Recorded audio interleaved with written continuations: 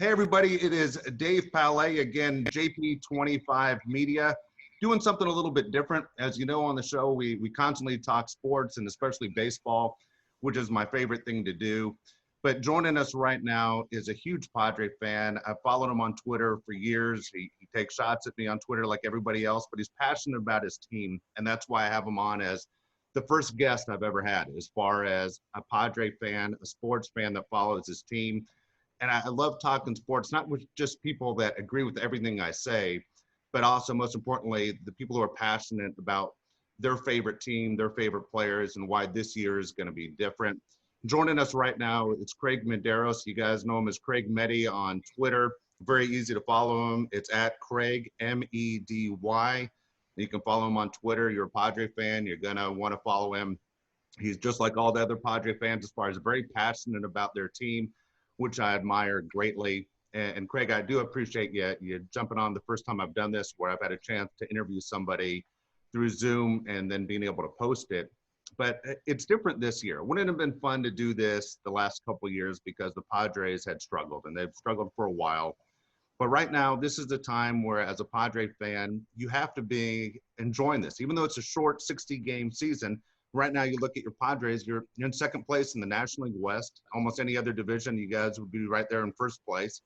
And arguably, you're the most exciting team in baseball, which has been years and years since that's happened. Yeah, I'm really enjoying it. This is probably the first plan that I've seen from the Padres that I think is being executed very well. You look at 98, that was a great season. Obviously, they went to the World Series, best team the Padres have ever had. But you knew that it was almost a one-year thing because you knew the players, Kevin Brown, Finley, what have you, were going to be gone. This core, who's going to be gone in the next couple of years? You got Machado locked up. Tatis, basically, he can't go anywhere for another 4 years after this year, and hopefully they extend him. Paddocks, Lament, all these guys, Gore, Patino, they're all the core players are going to be here for a while. So it ain't just like, try to push all in for this year, get rid of a couple more minor leaguers and just try to win it this year and then come back the next couple of years and be a 70-win team again. They got a team that I think in the next 5 years have a chance to win a World Series. So I'm really excited for it. I agree with that. And a lot of people will say, well, what year is it? You kept hearing Ron Fowler saying, this is a team of whatever, 2019, 2020. All that to me seemed a little bit early. And the reason I thought that is you watch baseball, and even when you're good, it takes a while to get to that certain level where you're championship level. And so if you win championships through pitching, and we all kept hearing about Gore and Patino and Paddock, and these guys are going to be your guys of the future. Lamet's turned into the best guy you guys have, and really the most exciting guy for me as a baseball fan. I never miss a Lamet start. I always think he might throw a no-hitter today. Something great's about to happen. But it's been such a plus having this pitching staff that you say, okay, well, when is Gore going to be at his peak level, or when is Paddock going to be at his peak level? And that's why I always said 2023, not to be a jerk about it, but at the same time, it's not very often you're going to see guys who are in their first or second year on the mound all of a sudden become, the Baltimore Orioles of the 70s. We have 4 guys winning 20 games. So I'm with you. These guys aren't going anywhere. there's some changes you're going to want. You're going to probably want a different left fielder and a different catcher. But otherwise, the guys you mentioned, Machado, Tatis, Hosmer, Grisham, those guys aren't going anywhere, which means the plan is finally working. For you as a Padre fan, and it's no fun when your team loses, whether it's last year or the year before that.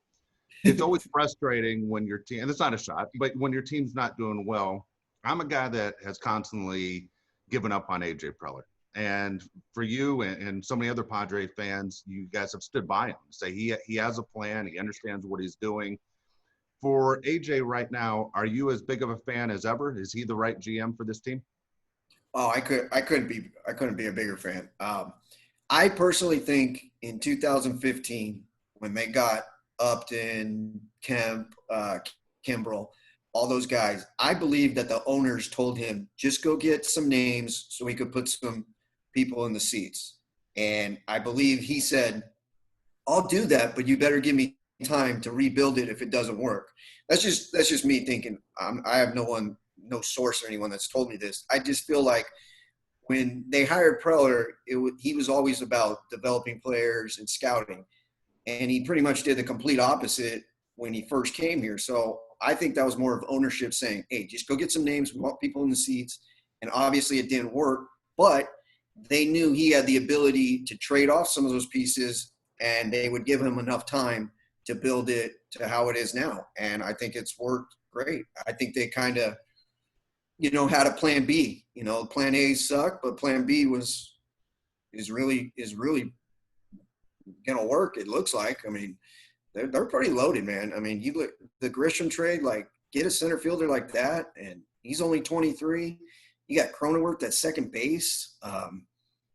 He's 25 or 26, but I mean, he's going to be under contract for 5 years, what have you. Grisham's under contract. The Myers and Hosmer deals look terrible, but now they don't look so bad. Machado playing like an MVP. I mean, yeah. The financial part of him, they look pretty good too. It doesn't look like they have too many bad contracts or anything anymore. So no, you're right. I can't even argue about it. I mean, I used to say all the time, the Hosmer deal didn't make any sense to me because he had an out, but he was only going to take that out if he was outplaying that contract, which means the Padres probably wouldn't be able to afford him to keep him anyway. And then when he wasn't playing well the first couple of years, you're like, oh my God, we're stuck with this guy for like 7 years. And then you have the Will Myers deal where it was backloaded and he wasn't playing up to his contract. He had that one good start in 2016 when he was an all-star. And you're going, what the hell's up with this guy? And I'd get so frustrated going to Petco Park and watching him walk to his position and then walk on the field, off the field, and going, this guy doesn't want to be here. And it was getting old.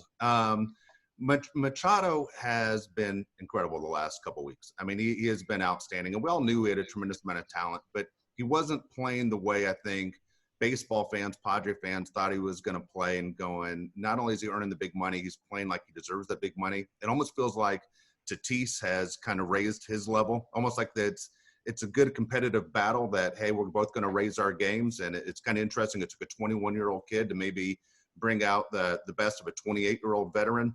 But I'm with you. I don't have a lot of negative things to say about AJ. I kept looking back to when he first got hired and said, if you didn't go after Kimbrel and the Upton brothers and of course, everybody else that they brought in, Matt Kemp, that where would this organization be? I felt like it set them back a few years by trying to go big with the big names. And where could Preller have been? Obviously, he's very good at judging talent. And he had a history of doing that. He has a history of doing that now. And you're seeing as right before you joined me right now, and they made a trade for Mitch Moreland. They needed a lefty bat. Boston's best player right now. So a very good move for them. Again, a guy doesn't make a lot of money, but a bat they need definitely in that lineup. I thought JD Martinez might be the guy, but honestly, I like this deal better than JD Martinez because the money is not huge, and at the same time, it's a lefty bat that you needed in that order. Oh, yeah. I would much rather have, like you said, just financially between Moreland and JD Martinez. Because I was listening to your podcast with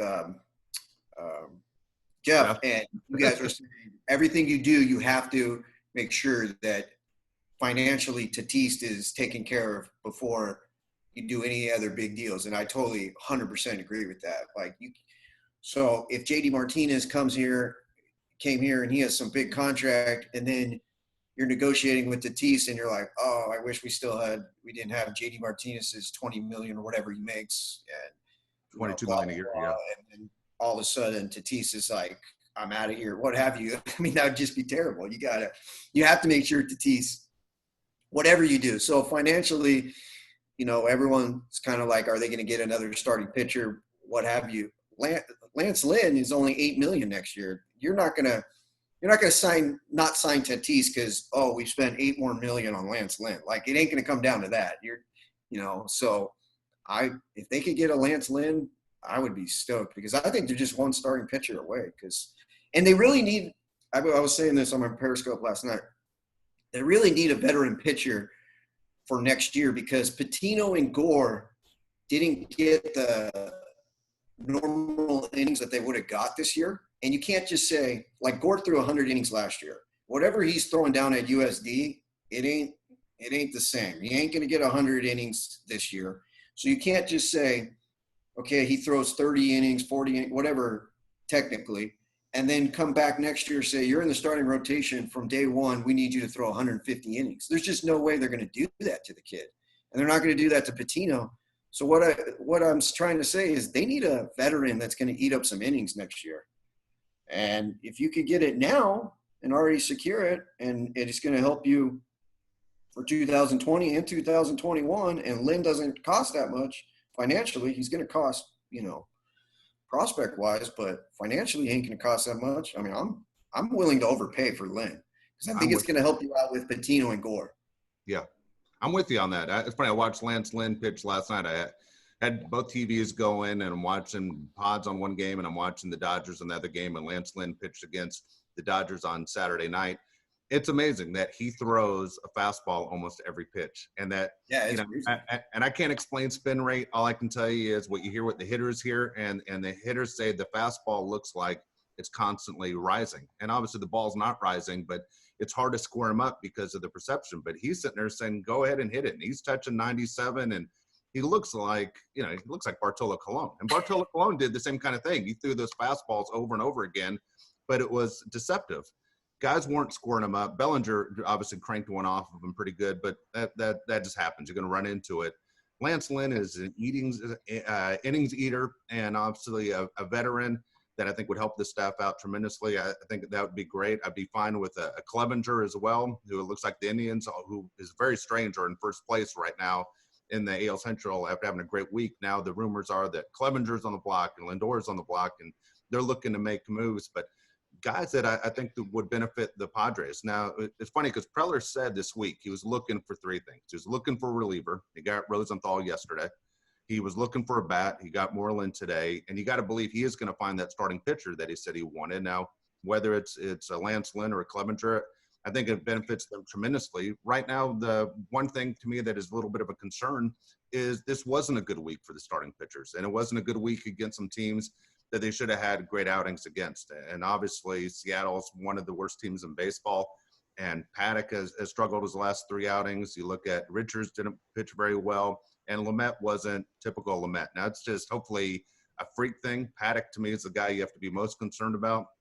You, as a guy who follows Padre baseball, I'm sure you've never missed a Paddock start. My complaint is I think he's too much around the zone. I think he needs to be more effectively wild, meaning brush guys back or miss the square a little bit more than you are. But I think guys are too comfortable in that strike zone of Paddock knowing it's going to be somewhere in that square, and I'm looking for my pitch and doing the best I can. They're dropping the whole, tip and pitches deal. Well, if that's the case, 3 games in a row where you're tipping pitches, that's on the pitching coach and that's on Paddock. And how do you not figure that out? That people are saying you go back and you look at the film and go, what's going wrong? I don't believe the tip and pitches thing. I think it's a cheap excuse. I don't think it happens at the major league level 3 games in a row. Yeah, I've kind of noticed in baseball, a lot of teams pitching is kind of struggling this year. Yeah. And I think it's, the short camps, you had the regular spring training and then that got cut off, and then you got the short camp, and it felt like it all got rushed in there. And to me, that's obviously going to be different for pitchers compared to hitters. Hitters, you just need to get into a rhythm. That probably takes about 2 weeks of swings. Pitching, that arm, I don't know if these guys' arms are fatigued or what, because I'm seeing it. Like with Paddock, he usually is about 95, 96. And it looks like now he's like 92, 93. So I think the velocity is down a little bit.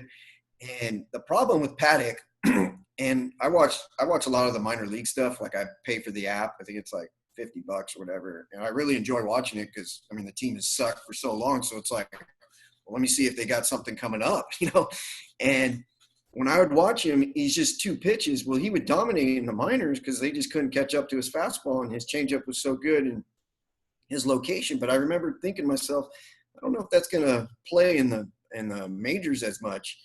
And he needs a third pitch. The curveball, I don't know why he even really throws that curveball, because it's easy to pick up because it's so high and then it drops, and his other stuff are more straight and down. It's just easy to pick. To me, it's easy to tell, okay, that's a curveball because it's so high. It's a 12-6 curveball? Yeah. It's just, if he had like a splitter or a cut fastball or slider, that's what I think he needs for his third pitch. so that it looks straight and then dies down or goes to the side. Because the curveball, it's just too easy, just me watching that, oh, it's up high, that means it's a curveball. So I would try something else if I was him. But to me, I always thought he was like a number 3 type of pitcher, 3 or 4. I know people were like, oh, he's going to be a 1 or 2. I was like, I don't think so. I didn't think he had good enough stuff. He has great command, but and like you said too, he'll get ahead 0-2, and like a real good pitcher like Clement, like 0-2, you're like, this guy's done. Like he has no chance. Paddock, you're like, I hope he gets him out. Like I don't feel confident that he's going to strike him out or something. You know? Well, what's always frustrating is when you see guys, and this is old school stuff. You never gave up a hit old school wise on an 0-2 pitch. You just didn't. You didn't give up game winning hits. Right. You didn't give up RBIs on an 0-2 pitch. It was a quick way to basically get in trouble with the manager. Why are you giving the guy something so good on an 0-2 pitch that he could put it in play? Now, I understand you don't want to run the pitch counts up, but at the same time, to give up an 0-2 single or an 0-2 home run is very frustrating. It's like it doesn't seem to make any sense. And so much of baseball has changed over the last couple of years, especially. And guys like Preller are a big part of it. General managers, they're following the computer because the computer's telling you exactly where to stand defensively on shifts and changes and how to build lineups and how to use your bullpen. But the whole idea of the 0-2 giving up hits over and over again, I think is one of those things old school wise is very frustrating. Zach Davies has been a tremendous surprise, has been very good. Garrett Richards didn't have the best of starts, but he's had a good year so far, and it's been exciting to watch him. For Gore and different things you're hearing, people are saying Gore's not up because he's having control problems. You're also hearing stories that Gore could be up this week. I don't know if he's having control problems or not. I haven't spoken to anybody with the Padres that would be honest with me anyway and tell me what's going on with Gore. It could be as simple as what the Dodgers did with Gavin Lux, where they said, you know what, we can control him another year by not bringing him up. We already brought up Patino, so we're going to basically sacrifice a year of control with him. Do you want to do that with both guys? Because as you mentioned a few minutes ago, that Tatis bill's coming. And do you want all these bills to come at the same time, or do you want to try and space these out a little bit? And maybe they thought the starting rotation's good enough where Gore's a guy that they aren't going to rush up this year and try and get that one more year of control out of him. Yeah, the thing with Gore is, I'm even surprised Patino came up. They didn't pitch much in Double-A. Like Gore only pitched 25 innings, and that's like where, to me, is like almost if you could dominate Double-A, then you're going to make it to the pros. Like Single A and High A, what have you. I mean, I kind of judge the guy once he gets to Double-A. Patino, I believe, only threw like 5 innings in Double-A, so they must have just saw him at the camps and the spring training and just said, forget it. This guy, we could use him. And obviously they're not using him as a starter.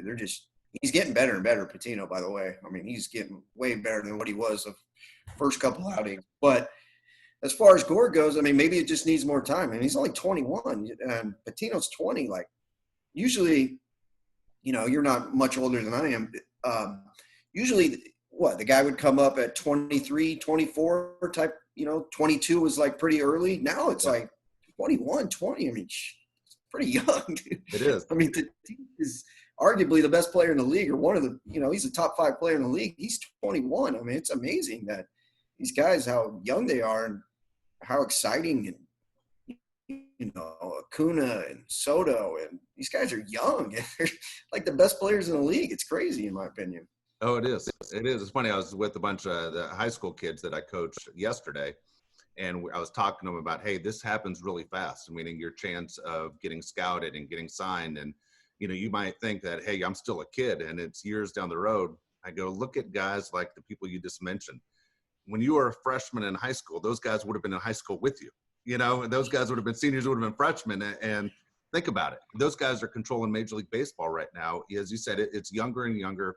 You're seeing more and more guys who are being offered the money not to go to college and say, we're going to basically pay up because we don't want to waste your arms 3 years at the college level. Let's go ahead and get in our system. If you're going to burn innings, you might as well burn them as a professional instead of as a college baseball player.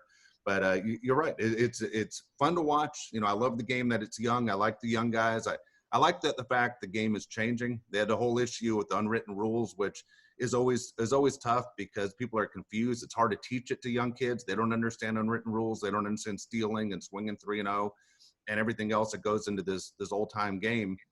I like that the young guys are bringing in a little bit of the passion. When you watch the Caribbean series and you're seeing the fans in the stands and the way they're into it, like these soccer games, if it was like that at Major League ballparks, it would be one of those deals where Major League Baseball wouldn't see the interest and the ratings declining. You would see people saying it's a must place to be, just like in staying in Southern California, MLS, the LAFC is the place to be because it's a party.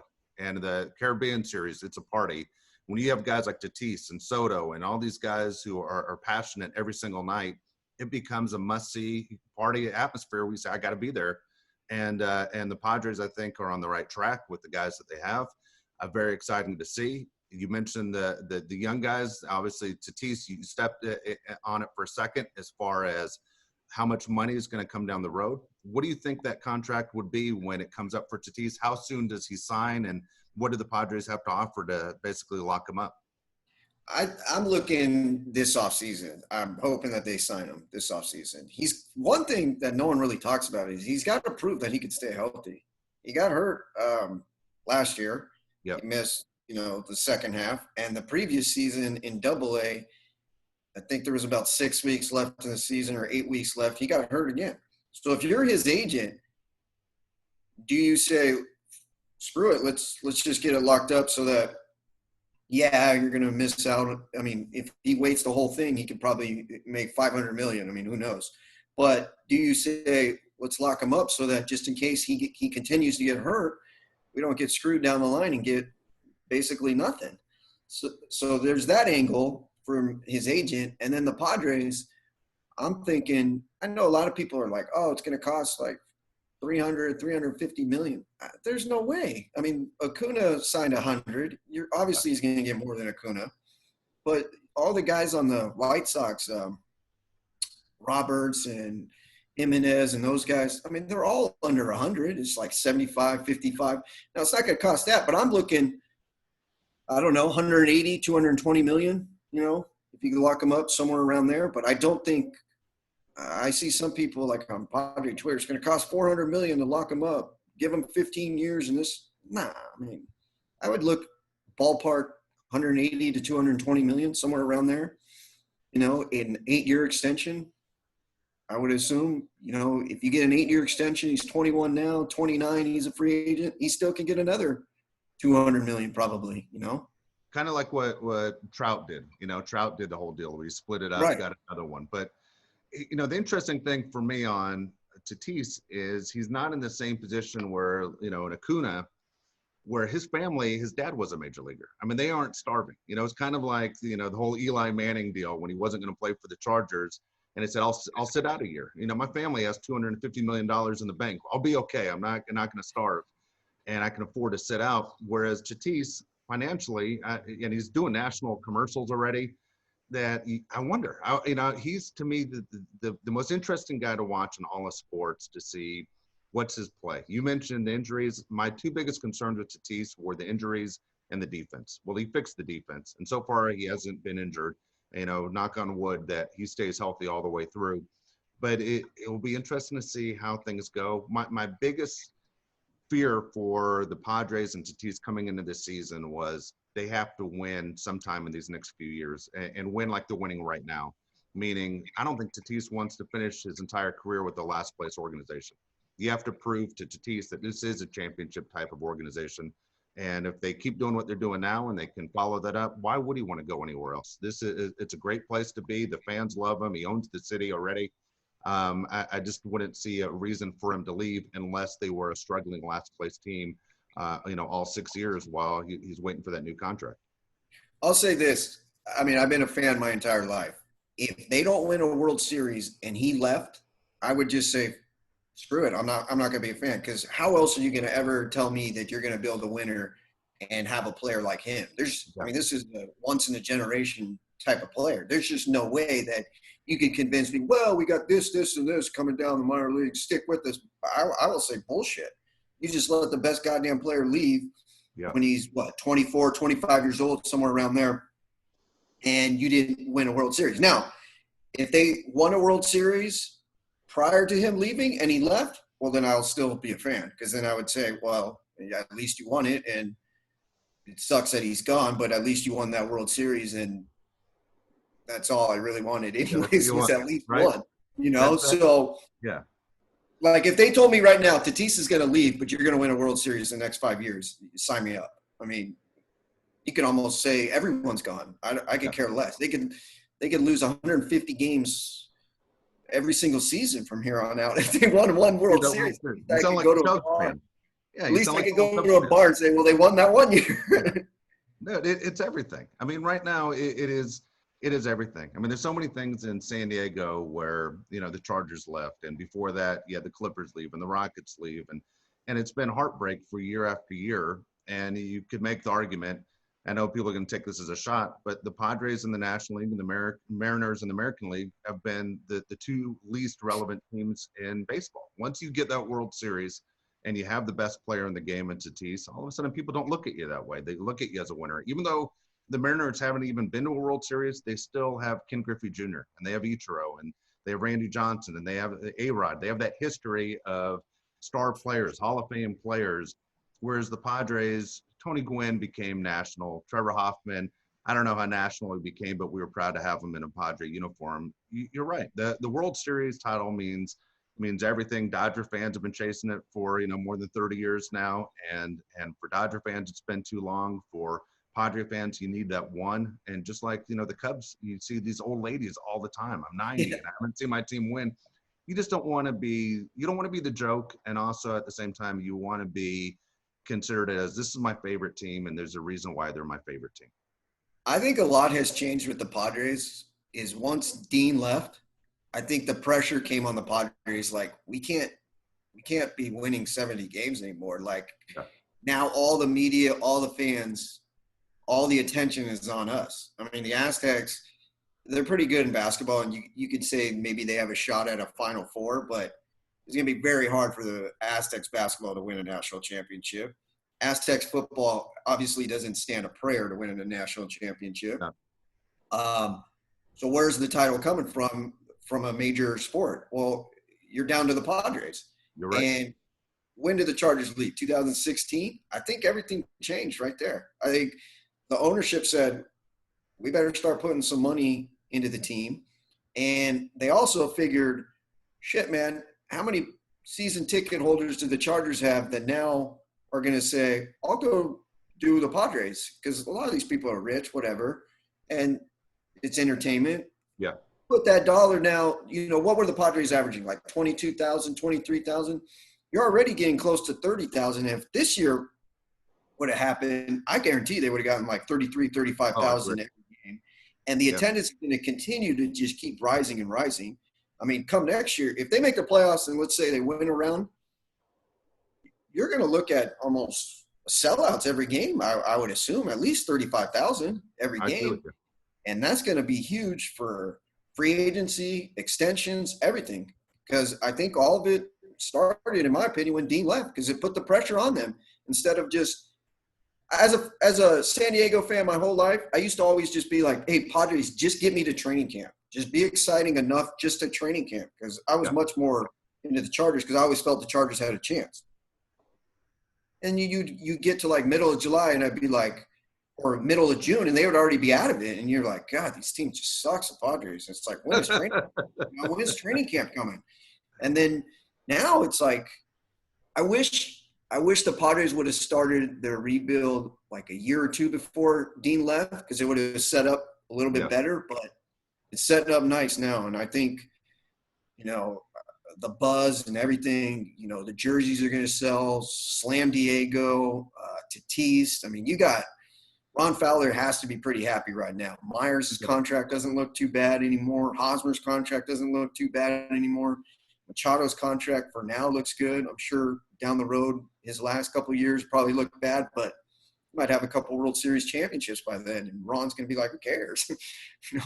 It's funny you bring up Ron, because I kept looking at this going, if I was Ron, who's obviously a competitive person and a guy that's been very successful in business, and all these guys who are owners are always successful in business. But the deal is when you're owning a pro team, you're really at the high stakes poker table. And it is tough to win when you have a bunch of billionaires sitting around and some guys have more money than you and they can go out and chase guys. The Yankees, the Dodgers, they do it all the time.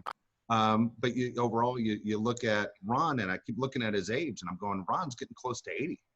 And I'm going, if I'm Ron, I definitely want to win. Yeah, how much longer do I have to live? I don't want to see this happen when, basically I'm gone. I want this to happen that I can enjoy the parade, enjoy the city, and say, you know what, money is money. But when it was all said and done, I got to see one of my favorite things in life, and that was the San Diego Padres winning their first championship while I was owner of this team. Right now, completely headed in the right direction. Couldn't be more excited to watch what's going on. You said something interesting that made me think.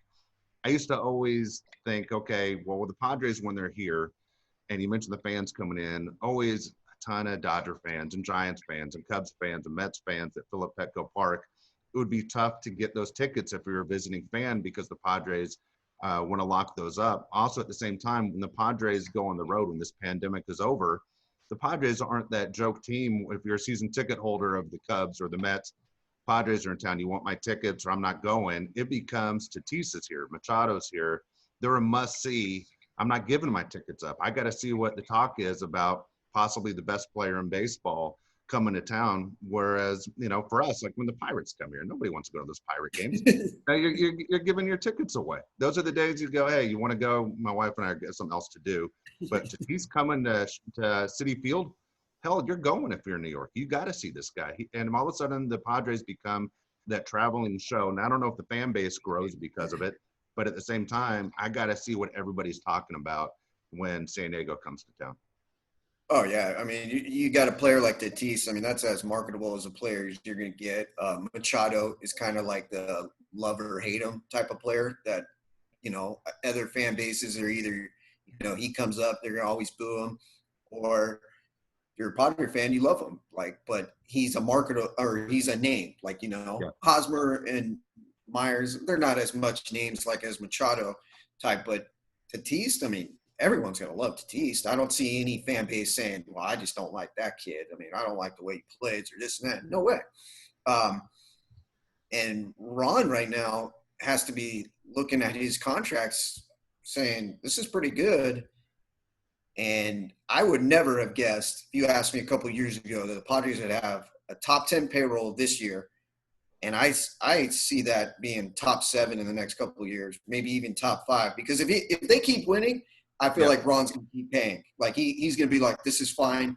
You keep winning. Basically, he's going to tell Preller, you keep producing, I'll pay more. But if you don't, then I'm going to have to take back. I'm going to have to trade some of these contracts off. And, but I do think Ron isn't going to stop. I don't think Ron's going to say, no, this is a max number. I can't go over this, or this is all you get. I mean, he's not going to, announce it on 97.3 what his he's not going to announce how much he wants to spend or get scared if it goes over. But this is the first time that I felt like ownership for the Padres is, he spent for the international signings. I mean, shit, dude, they got Machado. I never would have guessed they would have gotten Machado. But like I said, I think that only happens if Dean leaves. If Dean stays, I think it's just the same old Padres and just, oh, nice, get 20,000 people and, 70 wins. Yay, hip hip hooray. Unfortunately, we've all seen that for too long. No, I love the way things are going. It's what I've always complained about for years is as a fan like you, a fan like so many that love this team and wait for spring training and can't wait for Padres season to get going and trying to find a reason why so-and-so is going to be a good player when you really know he's not. I mean, honestly, you're going, that guy's not going to come through for us. And we've seen that for years, right? You try and sell yourself on these guys and you look at older rosters and going, dude, how the hell did it ever fall for this crap? But when you look at what's going on now, the Padre ownership, the players, the organization, they're giving you what you wanted. And as I used to always say, you demand more. When you go out and you make moves for Rosenthal and Moreland today, they're giving you more. They're giving you what you want.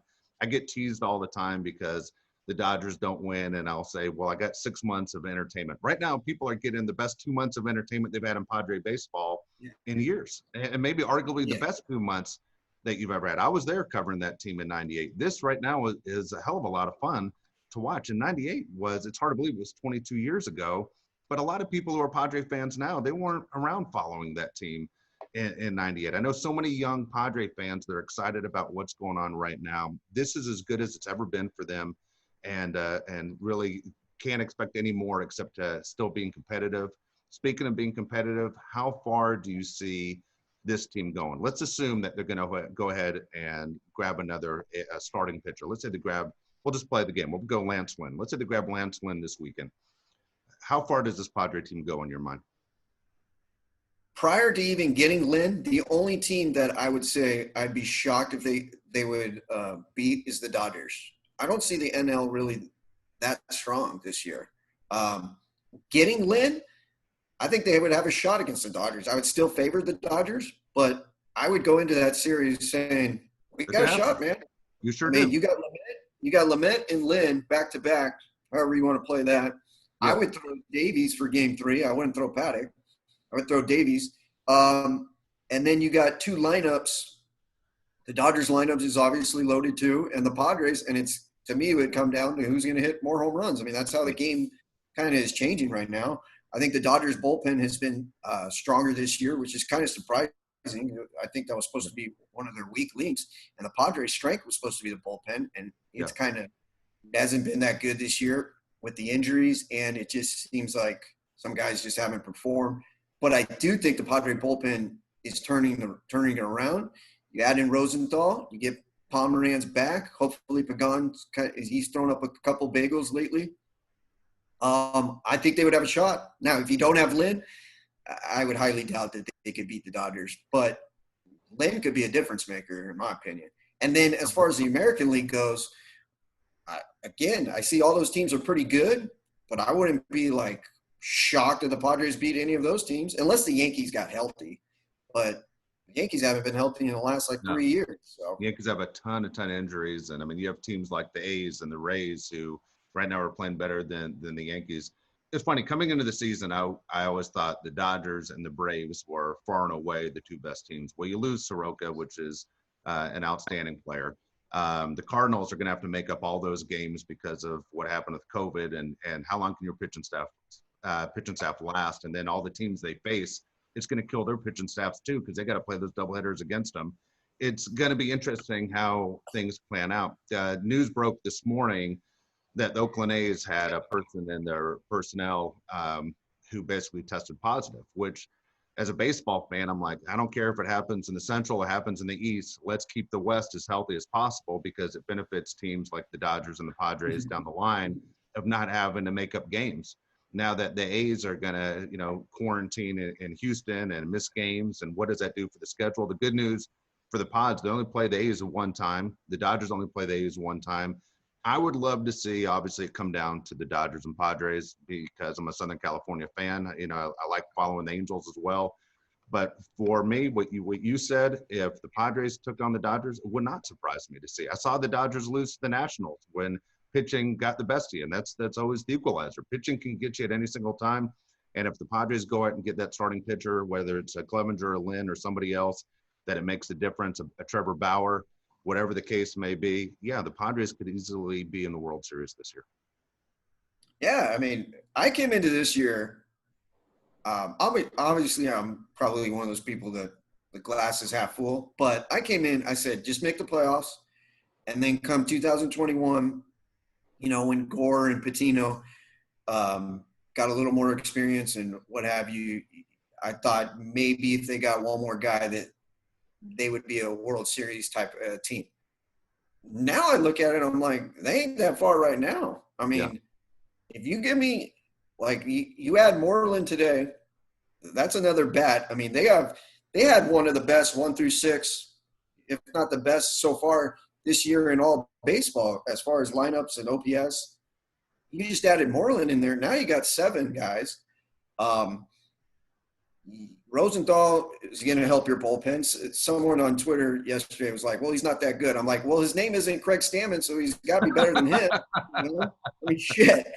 So that's got to – and I don't feel like they gave up. You know, they gave up – in these two trades, they gave up guys that weren't going to make the teams, basically. No. They just gave away – they're giveaway guys. Now, the other organizations are saying, hey, we're just taking chances with these guys. And I'd probably do the trade if I was the other organizations too. But that's how strong Preller made the farm system, that he's trading off guys that they're going to be – they were not even going to make the 40-man, that they're going to be whatever it is, You're Rule 5 guys. You're absolutely right. Numbers thing. Yeah, none of these trades hurt. You know, there wasn't any of them like, oh, man, that one really hurt. I hate to see him go. It wasn't like that at all. There was nowhere to play these guys. It's interesting to see how things are going. It's been really exciting. Dude, I really appreciate the time. It was a lot of fun talking a little baseball with you. Yeah. I'd love to do it again. It was great. I'd love to I got to get you on my Periscope. And you got it anytime. Yeah, it's pretty easy on the Periscope. You just punch a button and it's almost like this. It's just I can't really see you, but it just talks right through the phone. It's fun. I mean, so one of these days I'll schedule it or something with you. Let me know, man. I'm in. I'm always hell. I'm watching every game. I never miss a Padre game, a Dodger game, an Angel game. I watch them all, man. So anytime you want to talk baseball, I'd love to come on. Again, you can follow Craig. Follow him on Twitter. It's at Craig Medi, Medy, and man, I appreciate your time. This is a lot of fun for me to get a chance to talk a little baseball with. Obviously, people are passionate. I know I'm going to get killed, by the way, for the Brooklyn and Jersey thing, which is kind of funny. I didn't even know I had this. I was looking through my closet just now before I went on with you, and I found a Jackie Robinson jersey. I didn't even know I owned one. I was like, I don't know who the hell put it in my closet. I don't remember buying it. So, but I found a 42 brand. I just cut the tags off the damn thing. So Jeff will kill me. Somebody will make fun of me for having a jersey on, but it's actually a Jackie Robinson jersey. It's Jackie Robinson weekend. So. You do get blasted on Twitter all the time, and I take shots at you, but it's all good. Yeah. I mean, we're just joking around. I know I have friends like that, and I could tell the way you and Jeff are. So for years, you know, at first I did not like you. I'll admit that. At first I was like, I can't stand this guy. I can't stand him. But then once I got it, I was like, oh, he's just like one of my friends. There you go. That's it, man. It's breaking balls and it's sports. It's nothing too serious. It's the guys who cross the line. When you hit family, like, I don't think my wife or my son should be involved in these conversations. But when it comes to busting balls in sports, that's what it's about. It's always about my team winning, your team struggling. Yeah. Never talk about someone's family or wife. Never. That's 100%. You don't cross the line. And and the deal is, I'm not a Padre hater. Again, I hosted Padre World Series talk in '98. I'm not a Padre hater. I just got tired of the losing and said, let's get more, let's get better. Yeah. And that's what they're doing this year. It's hard to sit there and say I'm going to miss a game because it's appointment television every time the Padres are on. I actually think we needed more people like that. I mean, I'm the opposite of like, well, I see it this way, but we definitely needed more of put some pressure on them because they got way too comfortable as an organization. Like Change the Padres and H.J. Preller. I believe those guys bitching all the time on Twitter actually helped them get Machado. I mean, just constantly saying, dude, you know, I mean, look, are they listening to that and saying, well, H.J. Preller and Change the Padres said it, so we might as well do it? No, but it gets a steamroll and you start getting a lot of people were complaining. I remember before Machado signed, it was like 2 months of like, we're kind of interested. And I felt like Padre Twitter put a lot of pressure on the organization. And I'm sure that put them over the top and said, hey, man, we got a lot of fans now, and if we do this, we're going to keep these fans. They're going to be happy, and our investment, we're going to make money off of it. So, I mean, absolutely.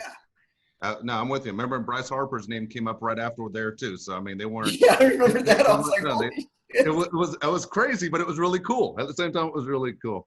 Craig, I appreciate the time, man. Thank you so much. All right, thanks a lot, man. Appreciate it. You got it. Again, thanks for watching JP25.media. You can follow us. You can follow us, of course, on YouTube as well. Please push the subscribe button. Thanks for watching, everybody.